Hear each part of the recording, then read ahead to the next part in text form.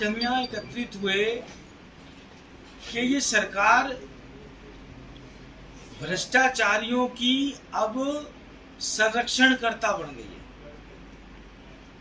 बजाय भ्रष्टाचारियों को सजा देने के मुद्दे हमारे कुछ फरीदाबाद के, सिरसा के, सोनीपत के, पूरे हरियाणा के, सिर्फ भ्रष्टाचार के। परंतु बहुत दुख की बात है कि हम लोग जिले में आवाज लगाते हैं, आवाज दबा दी जाती है, और उसके बाद हम उस चीज को यहाँ राजधानी में लेके आते हैं, वहां पर भी उनको दबा दिया जाता है। उसके बाद हमारा घर बचा क्या, विधानसभा। प्रॉपर टाइम के सेशन नहीं चल रहे आजकल, विधायकों को बोलने का मौका नहीं मिल रहा। हम लोग सवाल लगाते हैं। पहली बात तो पर्ची सिस्टम से हमारे सवाल आ रहे हैं। अब मैं एक छोटा सा आपको उदाहरण बता रहा हूँ, ये हरियाणा क्या पूरे विश्व में कहीं ऐसा नहीं हुआ। ये तो सुनने में आया था कि 10 किलोमीटर सड़क बनी है, 20 किलोमीटर की पेमेंट हो गई। ऐसा कभी नहीं हुआ जिंदगी में, भूतो ना भविष्यति, के बिना काम के 250 करोड़ रुपए सिर्फ एक ही जगह, एक ही ऑर्गेनाइजेशन से निकल गए हो। मैंने सवाल लगाया कि क्या शहरी स्थानीय निकाय मंत्री बताएंगे कि क्या यह तथ्य है सतबीर कंस्ट्रक्शन नाम की कंपनी को नगर निगम फरीदाबाद द्वारा बिना कोई कार्य किए करोड़ों रुपए का भुगतान किया गया, और नगर निगम फरीदाबाद में भ्रष्टाचार को रोकने के लिए सरकार द्वारा क्या पग उठाए गए। इसका जवाब आता है, श्रीमान जी, प्रस्तुत किया जाता है सरकार ने इस मामले में संज्ञान लेते हुए राज्य सतर्कता विभाग हरियाणा को पत्र क्रमांक 2020-5-2-2021 के तहत मामले में जांच करने और रिपोर्ट प्रस्तुत करने के निर्देश दिए गए। रिपोर्ट की प्रतीक्षा है। मेरे दूसरे सवाल का जवाब ही नहीं। मैंने कहा कि पूरे हाउस का अपमान है, बात दबा दी गई, वहां पर पूरा समय नहीं मिला। उसके बाद जिस दिन ये घोटाला हुआ 2018 में, मैं ये भी स्पष्ट करना चाह रहा हूँ, ये बड़ी राजनीति से ऊपर उठ के बात है, इसमें किसी कांग्रेसी ने शिकायत की पहल नहीं करी। शिकायत कौन कर रहा है? भाजपा के पार्षद, भाजपा के चिन्ह पे जो चुनाव जीते हैं, भाजपा का सहारा लेकर जिन्होंने वोट मांगी है। और जब हम विजिलेंस जांच की मांग कर रहे थे तो विजिलेंस जांच नहीं करी गई, उसके लिए इन्होंने 2 साल टरका दिए। उसके बाद जैसे तैसे इस कार्रवाई को रंग चढ़ा।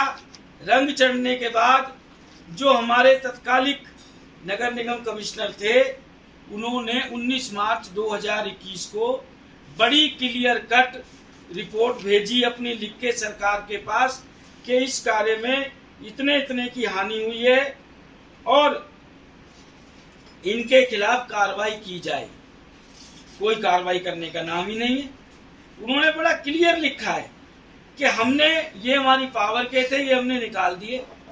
ये अधिकारी चंडीगढ़ की पावर के हैं, जिसके अंदर 2 चीफ इंजीनियर्स के नाम थे, DR भास्कर, रमन शर्मा और एक अकाउंटेंट विशाल कौशिक।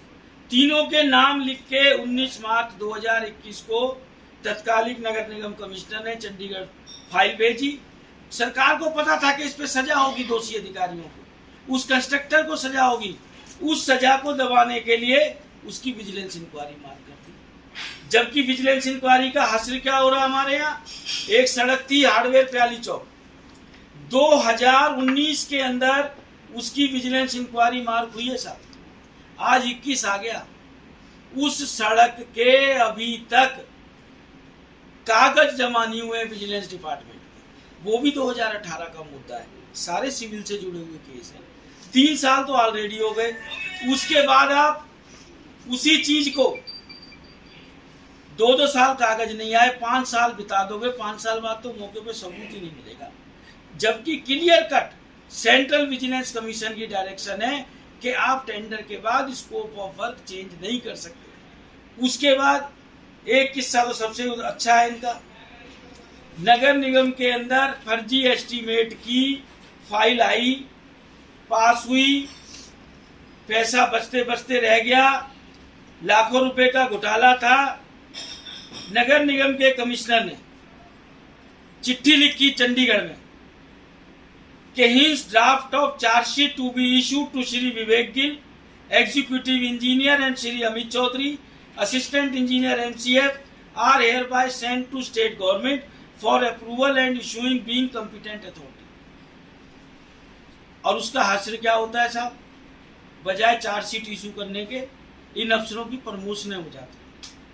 प्रमोशन होकर इनको गुड़गांव भेज दिया जाता है। भाई इसका मतलब ये कमिश्नर झूठा है। जिस कमिश्नर ने इन अफसरों के खिलाफ चार्जशीट के लिए लिखा है या इससे पहले वालों ने लिखा है, आप उन कमिश्नर के खिलाफ शिकायत संज्ञान लो कि ये अफसरों को नाजायज परेशान क्यों कर रहे हैं। और अगर जो ये अफसर सच्चे हैं IAS अफसर, तो फिर आप इन दोषियों के खिलाफ शिकायत लो।